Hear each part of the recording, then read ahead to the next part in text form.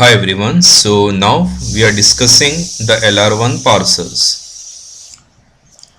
So LALR parser is a one which is based on canonical LR parsers. Now what is a canonical LR parser? Canonical LR parser is a one in which we use LR1 items, meaning the length of leukoid symbol is one character. That's why after comma whatever we write, those are leukoid symbols. So LR1 or canonical parsing I had explained in my previous session on compilers. So now let's discuss how to construct LALR parsers. Okay. So just to connect this LALR parser with the canonical, I'll just take you all to previous slide. So this was the table that we constructed using canonical parsing algorithm, right? So the important point here is there are 10 different states that we computed, I0 till I9. Okay, so let's go to those states. Okay, so I0 was this, I1 was this, I2 was this, and so on, right? Now if you just notice carefully, whatever is before the comma sign are called cores. Whatever is before the comma sign, so one important point that you need to remember in LALR parser is whatever is before the comma sign is called a core. Whatever is before a comma sign is called a core. Okay. So now just look at all these I items that we have computed carefully and tell me, are any of these I's are having same cores? What is a core? Whatever is before a comma sign, whatever is before a comma sign is called a core. So in this particular I0, what are the cores? S dash gives dot S gives dot cc, C gives dot cc, and C gives dot D. So these four are called cores of I0. I repeat, these four are called cores of I0. So can you all tell me any of these I's are having same cores? Just look at this I0, I1, I2, I3, I4, I5, I6, I7, I8 and I9. Just look at all these I elements and check whether any of these I's are having same cores. Any of these two different I's are having same cores. Can you look at it and answer to me whether any of these I's are having same cores?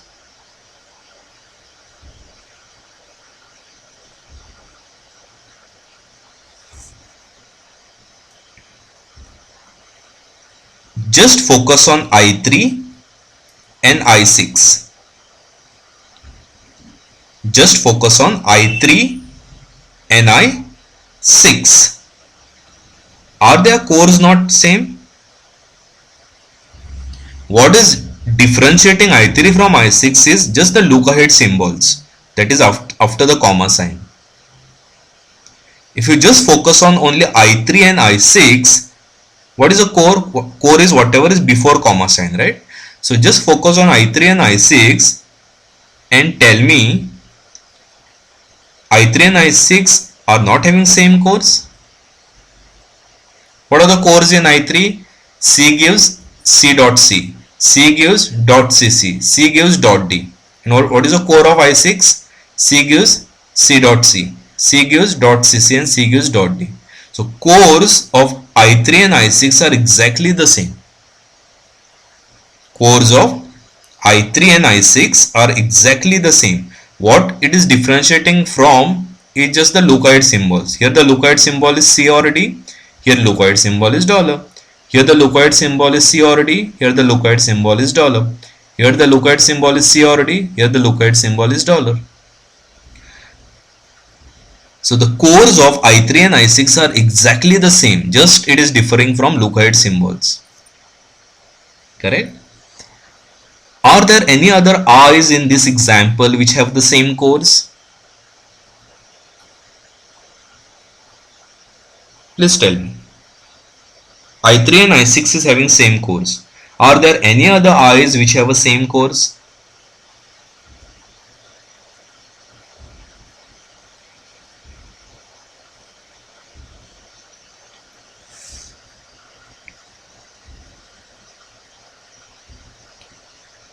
What about I4 and I7? I4 is having a core, C gives D dot.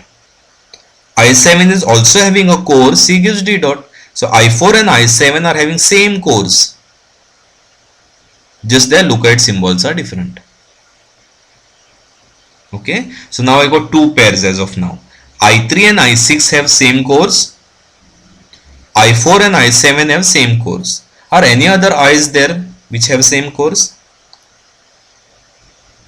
What about I8 and I9?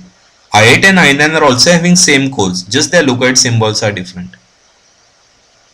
So when I say they have the same cores, it has to be exactly the same. The dot have to be at the same position. Productions have to be same.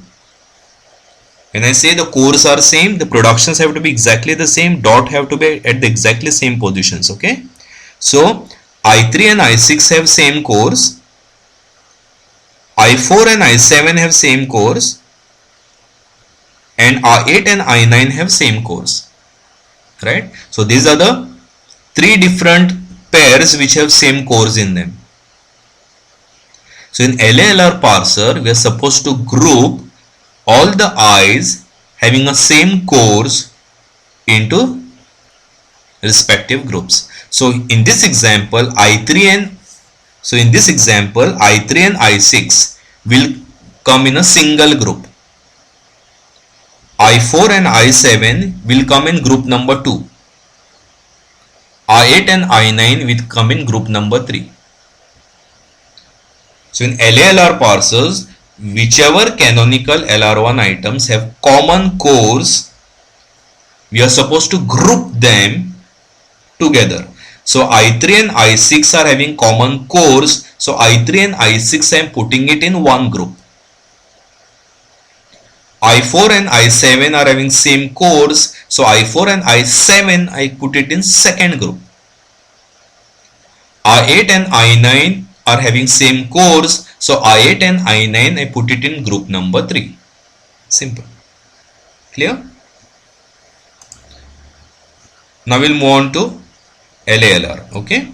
So I3 and I6 had a common cores. I4 and I7 had common cores. I8 and I9 had common cores. So what I did is I grouped them into the respective groups. Okay. So I3 and I6 I group. Since the cores were exactly the same, just write it once. Write a comma, write a comma, write a comma. And whatever lookalike symbols that I3 had and whatever lookalike symbols that I6 had, just take a union of them and write it out after the comma. So what were the lookalike symbols of I3 there? Lookalike symbols of I3 were C or D for this production, C or D for this production, C or D for this production. What about I6? It was dollar for this production, it was dollar for this production, it was dollar for this production. So when you group I3 and I6 into one group, just write cores once because those are same, and after comma take a union of their lookalike symbols.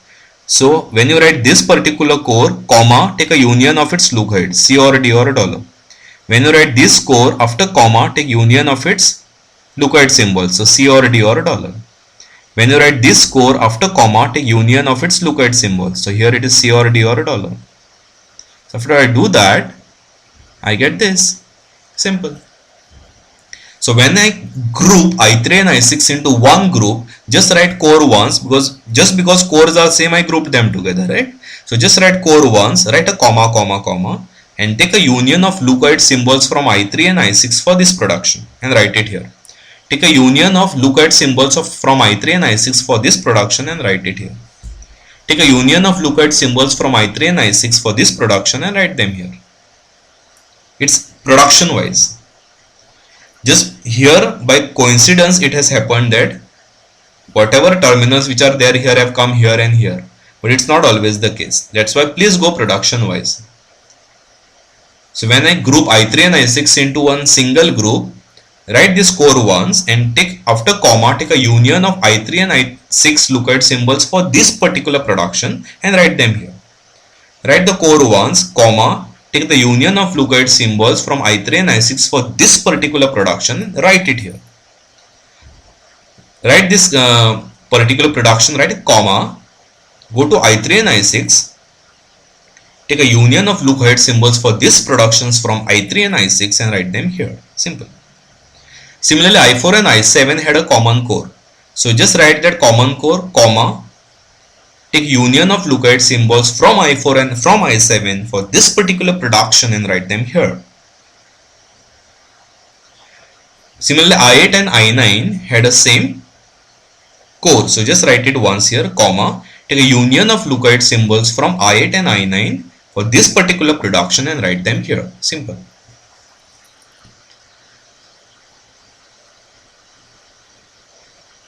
Now what you need to do is, we had this table constructed, right, of canonical LR parsing table.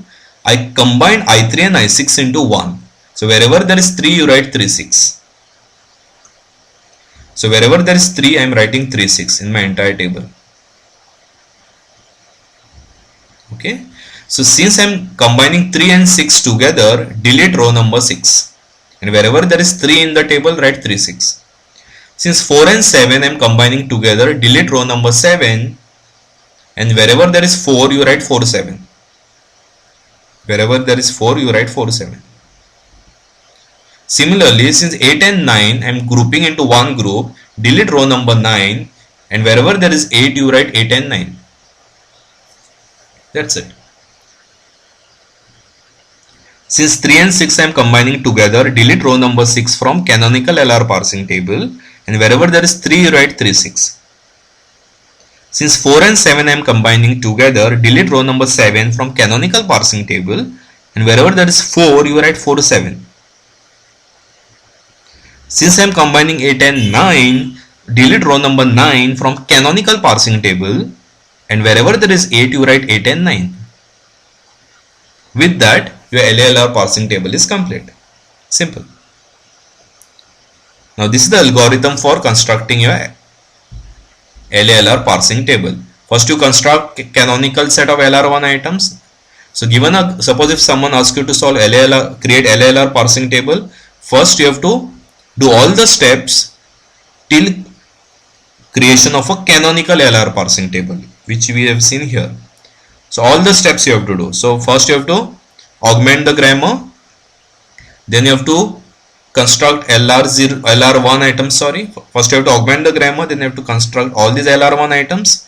After you construct all the LR1 items, then you have to construct this table, and after this table is constructed, you have to see the LR1 items for which i's are having same cores in it.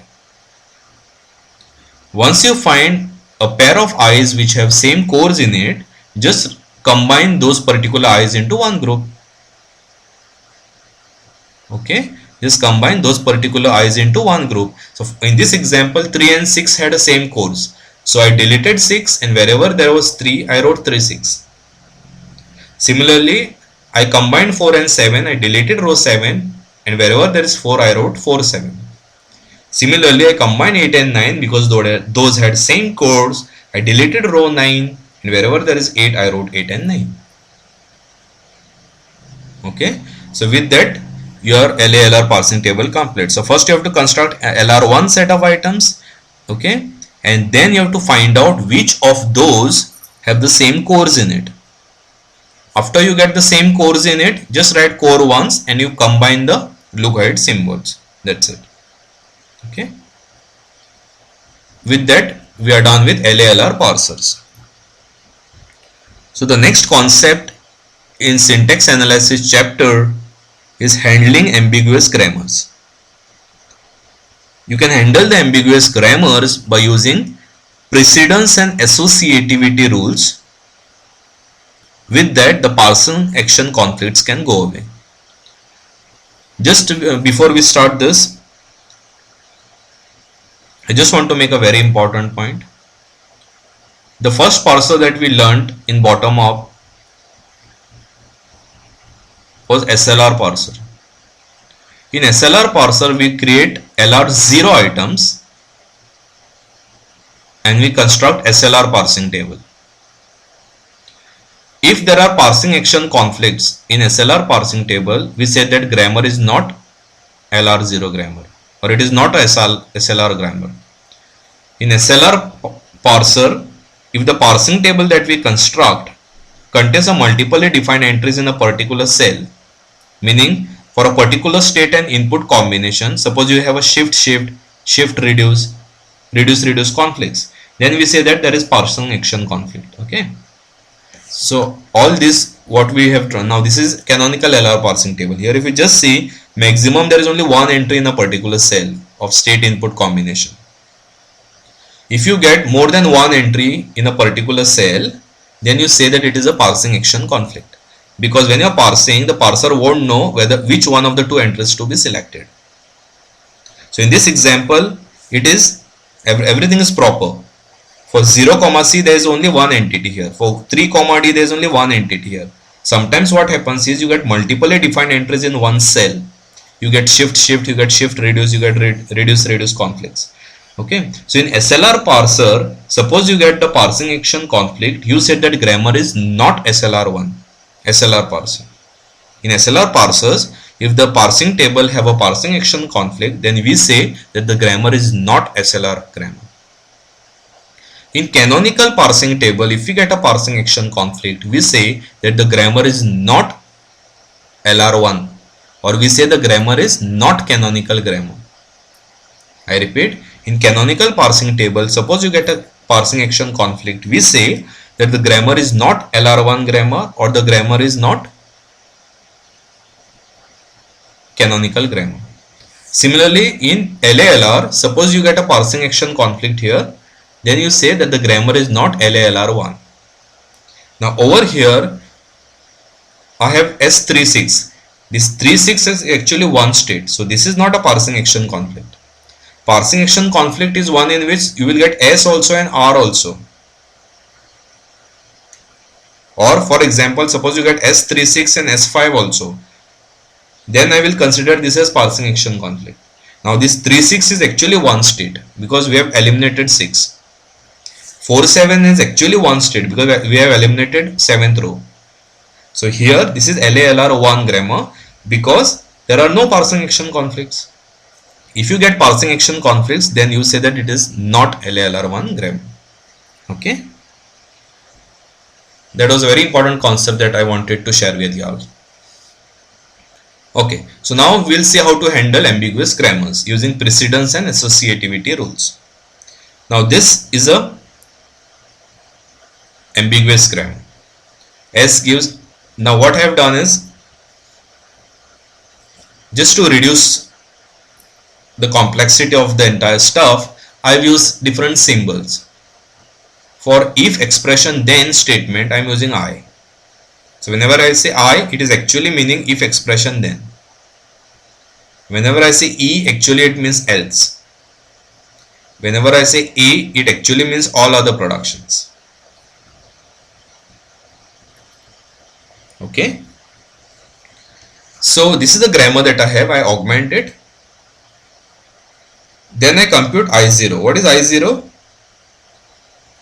Closure of S dash gives dot S. So what is closure of S dash gives dot S? Write that element here.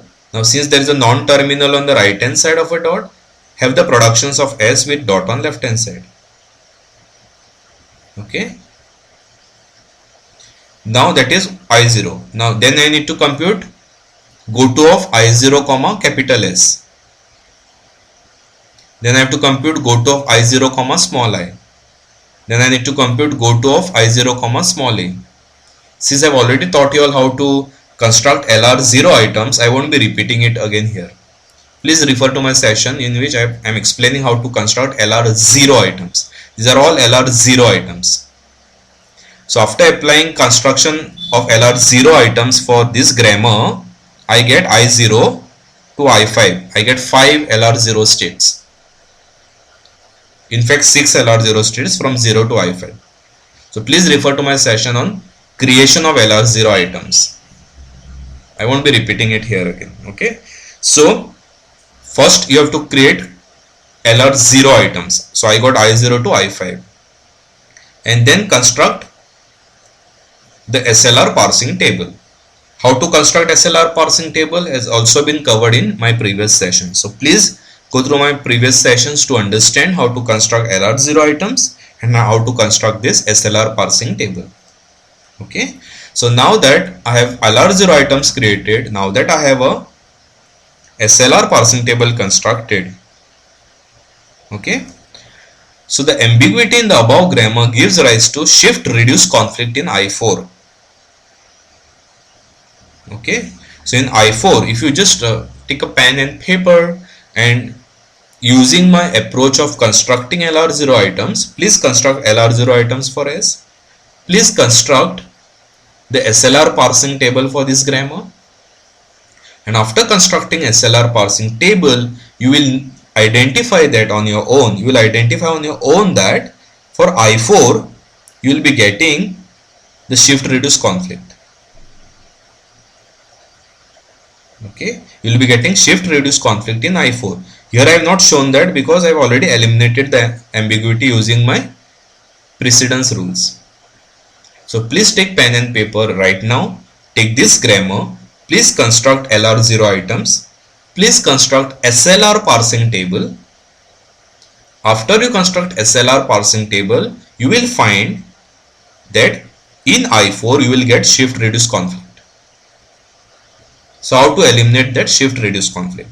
The answer to eliminate shift reduce conflict is we should shift else because it is associated with previous then. So remember in one of my sessions I explained match else with the closest previous then. So I'm using the same rule, I'm selecting shift over reduce. Okay, by that I'm eliminating the ambiguity. Clear? Now in my next compiler session, I'm going to explain the tool called Yacc. Yacc is a tool for automatically generating the parsers. In the lexical analysis chapter, I explained to you all a lex tool. What was a lex tool? It was a tool to automatically generate lexical analyzers. Now in this chapter, there is a Yacc tool. Yacc automatically generates the parsers. So lex tool was generating lexical analyzer. Yacc tool is generating parsers. So in my next session, I will teach you all how to write a Yacc tool. Thank you.